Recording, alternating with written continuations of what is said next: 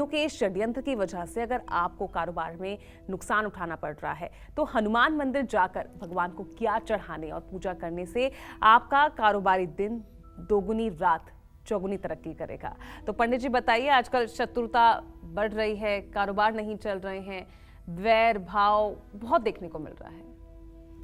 देखो, अब ऐसा है, कलयुग ज्यों-ज्यों बढ़ेगा, पूजा कलयुग ज्यों-ज्यों बढ़ेगा त्यों-त्यों पापाचार दुराचार बढ़ेगा। और कलयुग के एक ऐसे देवता हैं हनुमान जी कि हनुमान जी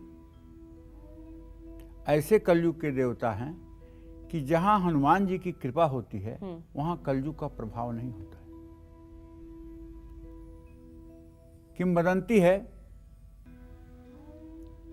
कि जब तुलसीदास जी रामचरितमानस की रचना किए तो रामचरितमानस की कथा किया करते थे, और कथा किया करते थे तो एक दिन कलयुग 5-6 भेड़ बकरियों को लेकर के उसी रास्ते से गुजर रहा था, और वो कथा में देखा तो तुलसीदास जी के पास दौड़ के आया, बोला महाराज जी आजकल आप दिखाई नहीं दे रहे हैं, आजकल आपके यहाँ गोश्त भी नहीं जा रहा है।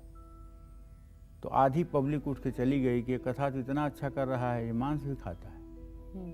2 दिन बीता, फिर कलयुग एक दिन वो मतलब कि जो है शराब उतारने वाला सामान लेकर के उस रास्ते से जा रहा था, फिर आया, महाराज जी आजकल आपके यहाँ दारू नहीं जा रही है, पुराने पैसे भी आपने नहीं दिया।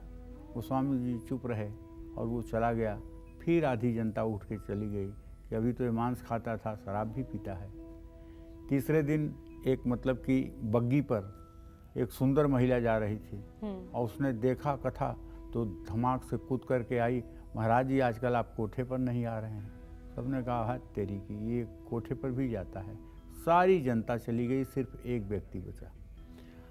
तुलसीदास जी ने कहा प्रभु आप क्यों बैठे हुए हो, आप भी जाओ। तो उन्होंने कहा मैं कैसे जाऊं, कथा तो मेरे लिए ही हो रही ना, मैं हनुमान हूं, और आज के बाद जहां भी राम कथा होगी वहां मैं रहूंगा और वहां कलयुग का प्रवेश नहीं होने दूंगा।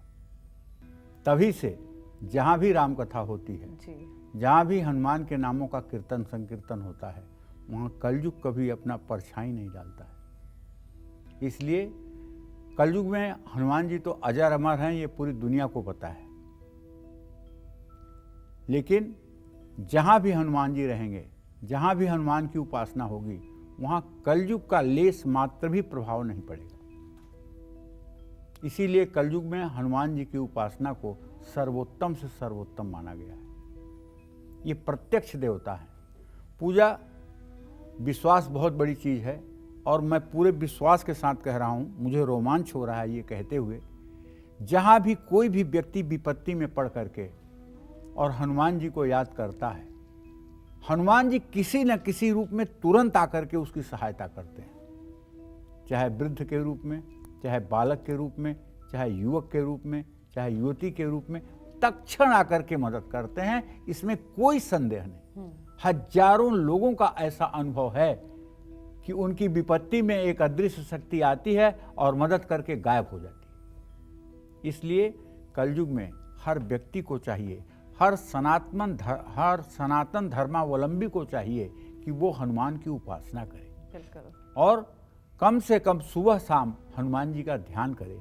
हनुमान जी का ध्यान करने से प्रभु श्री राम शीघ्र प्रसन्न होते हैं, इसमें कोई दो राय नहीं। लेकिन श्रद्धा होना चाहिए। जब श्रद्धा नहीं होगी तो हनुमान जी क्या, भूत प्रेत भी आपके बुलाने पे नहीं आएंगे। हनुमान जी तो देवता हैं, इसलिए श्रद्धा और विश्वास होना चाहिए। हाँ, तो मैं ये कह रहा था कि अगर आप परेशानियों से जूझ रहे हैं तो आपको चाहिए कि देसी घी में 5 पूड़ियाँ बनाइए और सुंदर सा हलवा बनाइए, और हनुमान मंदिर जा करके हनुमान जी को उसका भोग लगाइए। उस पे तुलसी का पत्ता रखना मत भूलिएगा। बिना तुलसी के पत्ते के हनुमान जी की संतुष्टि नहीं होती है।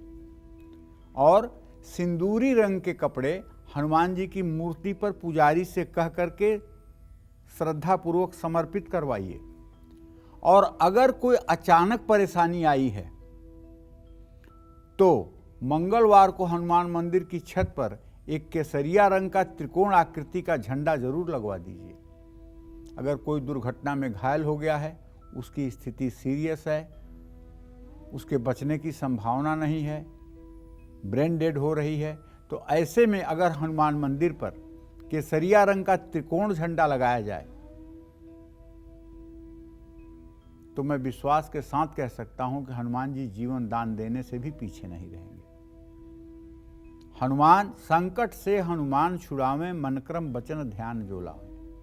अगर मन क्रम वचन से आप हनुमान जी की उपासना करते हैं और हनुमान जी का स्मरण करते हैं तो निसंदेह आपकी मनोकामना पूरी होगी। जय मां विंध्यवासिनी।